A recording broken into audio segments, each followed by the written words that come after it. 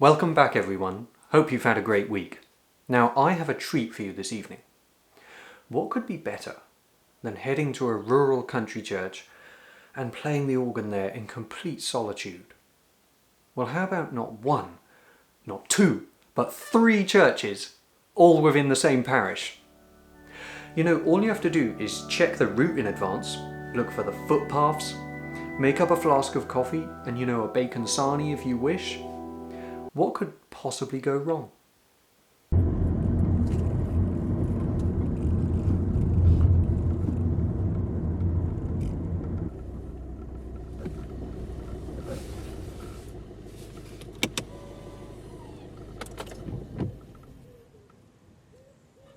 Welcome to my first of 3 villages, and this one is called Tollard Royal, and it sits on the main road towards Shaftesbury.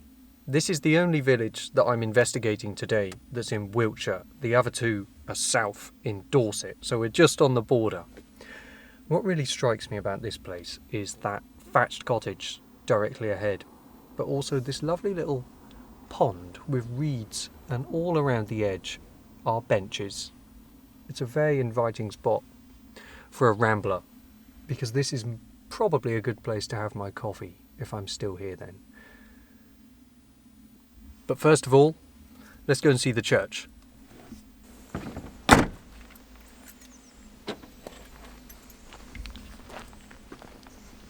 Naturally, as soon as I get here, it starts raining. But I think my good old Stetson is up to it. And now I begin my ascent towards St. Peter ad Vincula, which is a strange dedication. It means St. Peter in chains. And there are only 15 churches in England with that dedication. One of the others is in the Tower of London.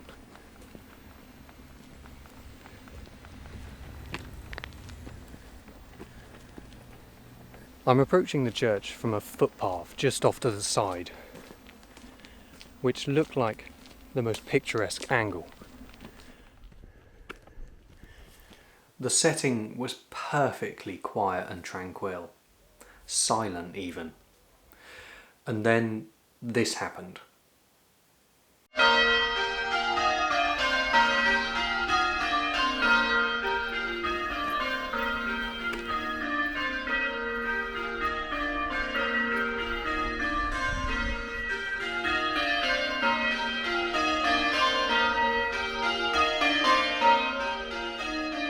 I couldn't compete with the sound of the bells, let alone go into the church to play the organ.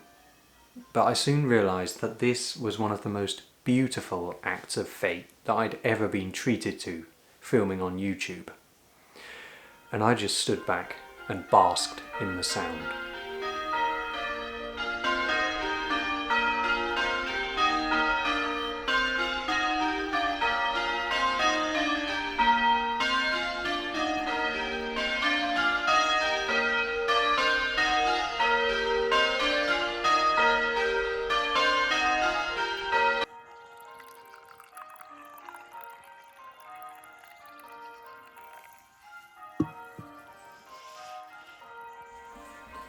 I had planned to tell you all about Tollard Royal, the church and the estate, once I'd got inside, but my coffee has come sooner than expected.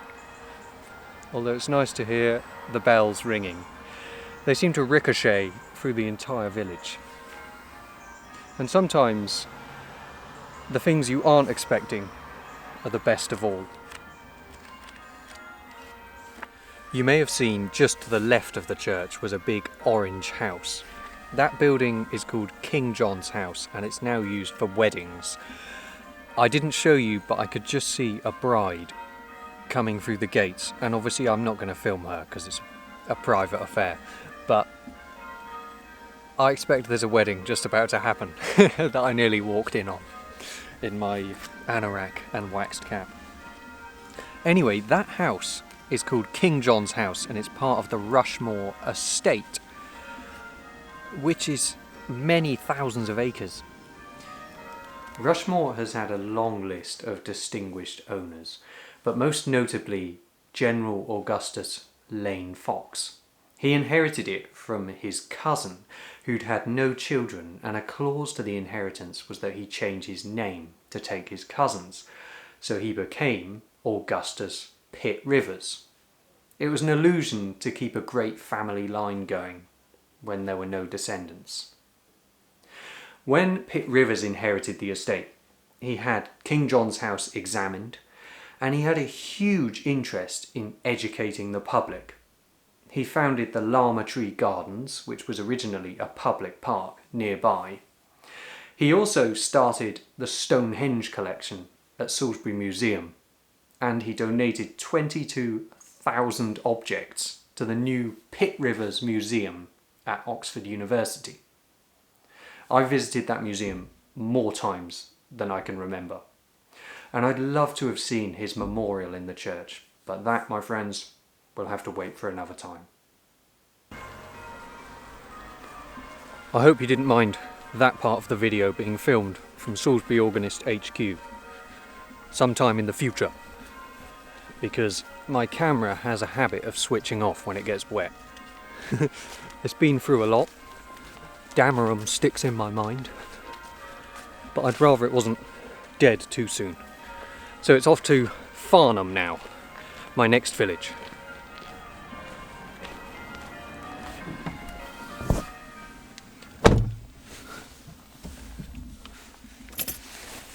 Wow, that was really something. You know, I always hope to get complete privacy in churches. Can you see me all right?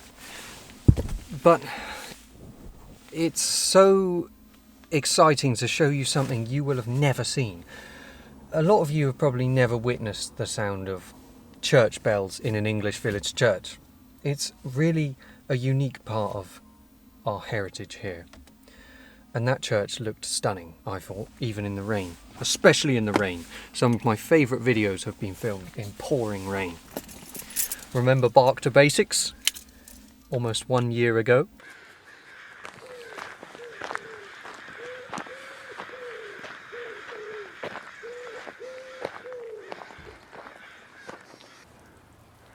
Wow. Whoa. Yeah, okay. I've just seen an owl. Sorry, owl. And Dameron.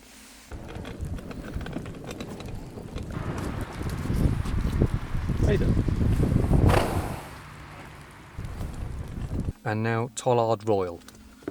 So my next church is south of here. It's Farnham. It's still on the Rushmore estate.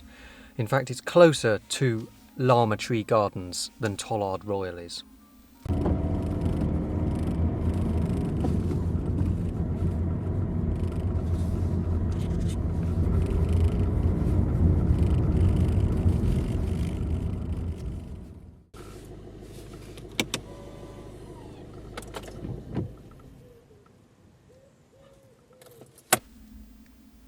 Round two, my friends, and this time we are at Farnham, and I'm looking for St. Lawrence's Church, which goes back a couple of 100 years earlier than Tollard Royal in terms of historical evidence.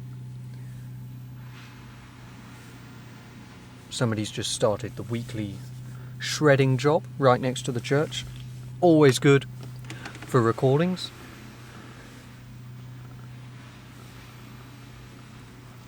There are various relics of the past in this village, one of which being the stocks by the pub. Another is the well house, and a third is the church, really.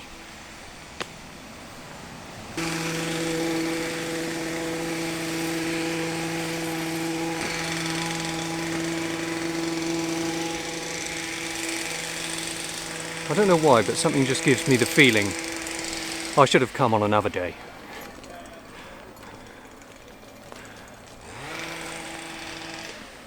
So here we are at St. Lawrence's Church in Farnham. Let's hope we can get some peace in this building.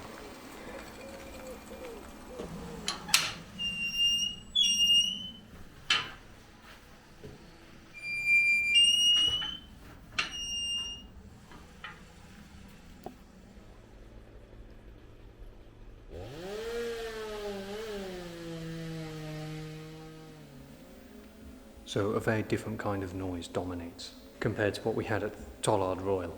But at least I'm inside. The nave of this building goes all the way back to the 12th century. So we're looking at the best part of 1,000 years of history here. There is that almost schoolroom-like character to this church once again, because it's all very open. Almost like a hall. The transept doesn't feel like it's set off from the rest of the church. But you know, today's video is focused on organs, or at least I hoped it to be. And this one looks magnificent. It almost dominates the church in a way. I'm looking forward to playing this.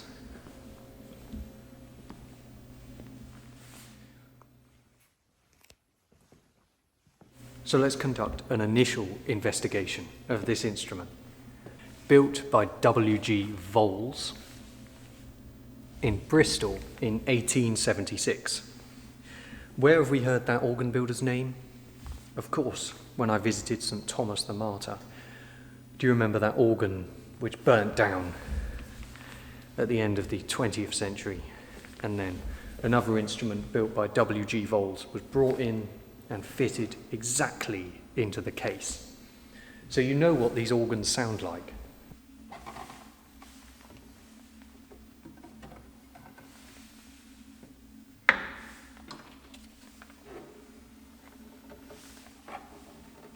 This is a good sign. It says A.K. Bishop Organ Builders of Christchurch.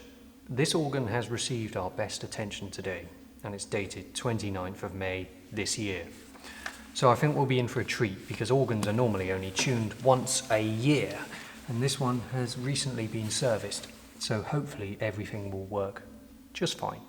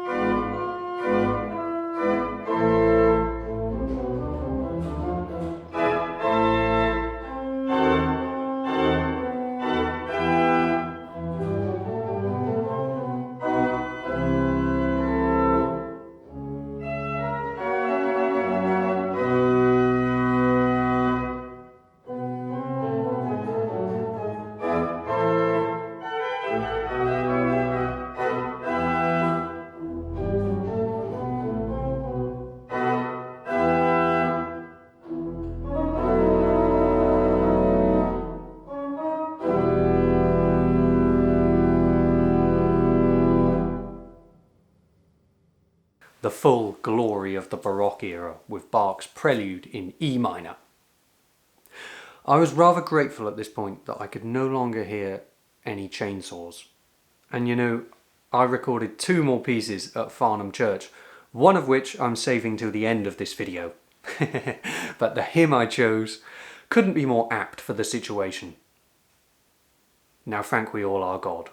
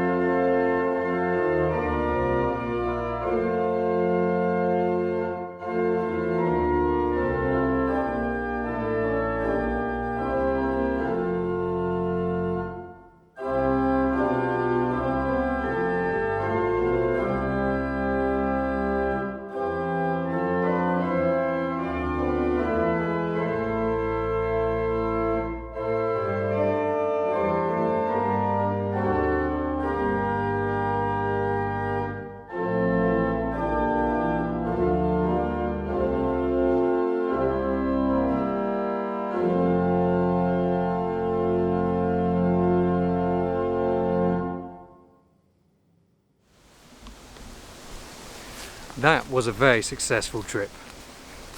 What a fantastic organ. But to avoid getting hit on the head by a tree, I'm coming round the footpath to the other side of the village, and it must be lunchtime, 1:30.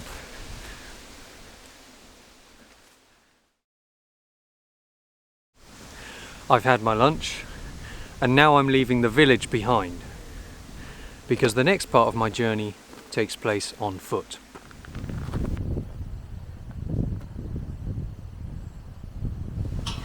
I'm on my way to a church in a village called Gussage St Andrew. No prizes for guessing who the church is dedicated to. And the reason I'm taking this part of the journey on foot is because it looks like it's difficult to park outside the church, and the church itself is very remote. So best to walk, I think.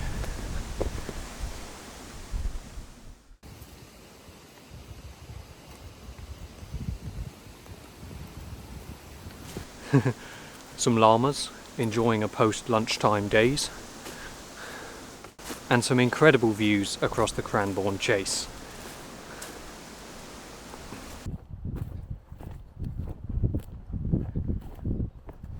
I'm heading across this seemingly endless landscape in search of a building which was originally a wooden chapel built by King Alfred, but it was replaced with a stone chapel after it burnt down.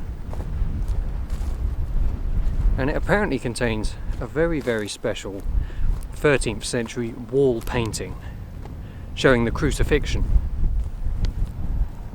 Be interesting to see what it's like inside.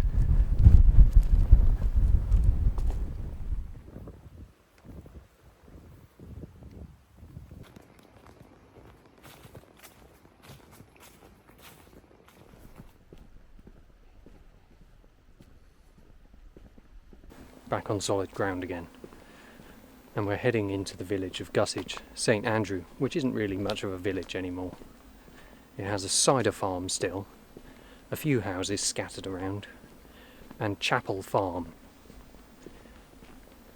If you'd ever lost faith in the England you once loved, perhaps this place will help. There was barely a car in sight, just old cottages and farm buildings. Eventually I reached the crossroads, and though at this point in my journey I might like to have turned right, instead I went left into the hamlet called Gussage St Andrew. This is the part of the journey where things became complicated. I knew where the church was because I'd done my research, but getting to it was a different matter. There are no obvious footpaths to St Andrew's Church. It was built on the site of an old convent owned by Shaftesbury Abbey. Of course, none of that remains, and the church is nestled behind a big 17th century manor house. You are entering somebody's private land, and as a result I was quite reluctant to film here. But I took the plunge. I opened the metal gate, walked past farm buildings and tractors, and eventually up to an intimate, steep, grassy track. And at the very end of that, this mysterious and magical building began to reveal itself.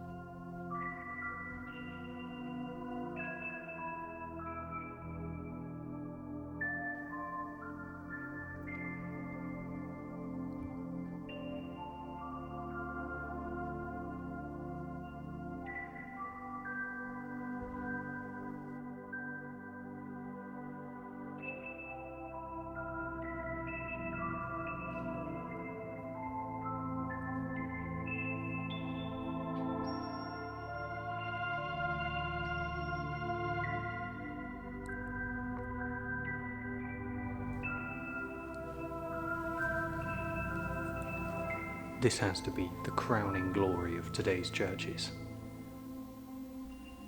What a magnificent space. I'm quite pleased to say you wouldn't normally get to see this because the church is locked. But I knew the code to get the key out. You can imagine why it would be locked because it is very remote here. Despite being next to a house, this church is shrouded in mystery. The wall paintings, which might well be more than 800 years old, were covered over by the Victorians, supposedly for being too crude. And they were only revealed in the 1950s. This church was the perfect, quiet destination for this film. There's no organ in the church, but I hope you've begun to realise that the Salisbury Organist channel is more than just playing organs in Salisbury.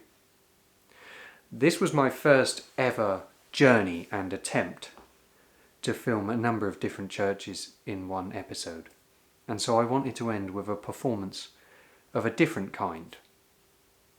And you've already heard some gentle twinkly music in the background. I composed that inspired not only by bells, but also by a piece of music whose composer was born a century before Bach, because sometimes, like these churches, the further back you go, the more meaning you find. If you can keep your head when all about you are losing theirs and blaming it on you, if you can trust yourself when all men doubt you, but make allowance for their doubting too, if you can wait and not be tired by waiting, or being lied about, don't deal in lies, or being hated, don't give way to hating, and yet don't look too good nor talk too wise. If you can dream and not make dreams your master, if you can think and not make thoughts your aim, if you can meet with triumph and disaster and treat those two impostors just the same, if you can bear to hear the truth you've spoken, twisted by knaves to make a trap for fools, or watch the things you gave your life to, broken, and stoop and build them up with worn-out tools. If you can make one heap of all your winnings, and risk it on one turn of pitch and toss, and lose, and start again at your beginnings, and never breathe a word about your loss. If you can force your heart and nerve and sinew to serve your turn long after they're gone, and so hold on when there is nothing in you except the will which says to them, hold on. If you can talk with crowds and keep your virtue, or walk with kings nor lose the common touch, if neither foes nor loving friends can hurt you, if all men count with you but none too much, if you can fill the unforgiving minute with 60 seconds worth of distance run, yours is the earth and everything that's in it, and which is more, you'll be a man, my son.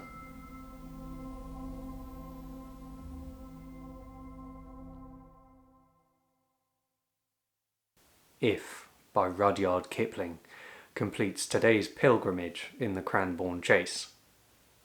Tomorrow I'm having a tow bar fitted to my car, because in a couple of weeks' time I'm making the 5-hour drive to go and collect my specialist folding caravan, which has had a complete refurbishment to the seals and the cooker and the fridge. What this will allow me to do is just stay just a little bit longer in these parishes. It can be really hard trying to film a number of churches in one day. And what I'd love to do is to continue to explore parishes, comparing the organs and the buildings. It's absolutely fascinating to me, and I hope you enjoy it too. All of this is costing me money, and it's very expensive, but I hope that the caravan will start the next phase of my Salisbury Organist journey as we move into autumn. If you'd like to help support my work, I would be super grateful, and the best way of doing that is using my PayPal link beneath the video. Thank you so much for that. In the meantime, let me end with the final piece of music which I recorded at Farnham Church. I played you the hymn Now Thank We All Our God, being rather grateful that at that time I couldn't hear any more chainsaw equipment. And there's only one piece you can follow that with. In the spirit of optimism, this is None Dankit by Carg Ellert.